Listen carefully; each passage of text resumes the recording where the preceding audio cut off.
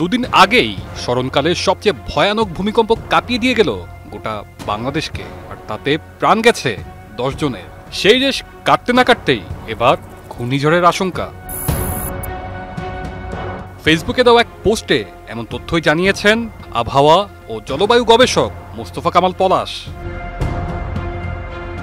তিনি লিখেছেন, চলতি মাসের 25 অথবা 26 তারিখে দক্ষিণ পূর্ব বঙ্গোপসাগরে আন্দামান ও নিকোবর দ্বীপের দক্ষিণ পাশে একটি লঘুচাপ সৃষ্টির আশঙ্কা করা যাচ্ছে। লঘুচাপটি পর্যায়ক্রমে নিম্নচাপ, গভীর নিম্নচাপ ও সবশেষে ঘূর্ণিঝড়ে পরিণত হওয়ার প্রবল আশঙ্কা করা হচ্ছে। তিনি আরও লেখেন, আবহাওয়ার পূর্বাভাস অনুসারে ঘূর্ণিঝড়টি ভারতের অন্ধ্রপ্রদেশ রাজ্য থেকে শুরু করে বাংলাদেশের চট্টগ্রাম উপকূলের মধ্যবর্তী যে কোনো স্থানের উপর দিয়ে আগামী 1 থেকে 4 ডিসেম্বরের মধ্যে উপকূলে আঘাত হানতে পারে।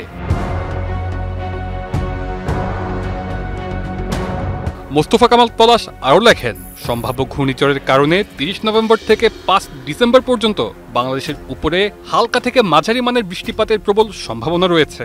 এছাড়া 28 নভেম্বরের পর থেকে উত্তর বঙ্গোপসাগরের সমুদ্র উত্তাল হওয়ার সম্ভাবনা রয়েছে। সেজন্য সমুদ্রগামী জেলেদের 30 নভেম্বরের মধ্যে উপকূলে ফেরার প্রস্তুতি নিতে পরামর্শ দিয়েছেন কানাডা প্রবাসী এই আবহাওয়াবিদ। একই সাথে 29 নভেম্বরের পরে নতুন করে সমুদ্রে মাছ ধরতে না যাওয়ার পরামর্শ দিয়েছেন তিনি। এদিকে বাংলাদেশ আবহাওয়া অধিদপ্তর জানিয়েছে, দক্ষিণ আন্দামান সাগর ও তৎসংলগ্ন বঙ্গোপসাগরে আগামী 24 ঘন্টার মধ্যে একটি লঘুচাপ সৃষ্টি হতে পারে, তবে বাংলাদেশে এটির প্রভাব পড়বে না।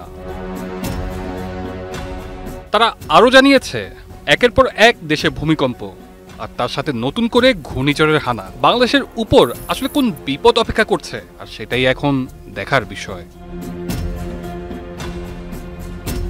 তানজিলুর রহমান তুষার, বৈশাখী সংবাদ।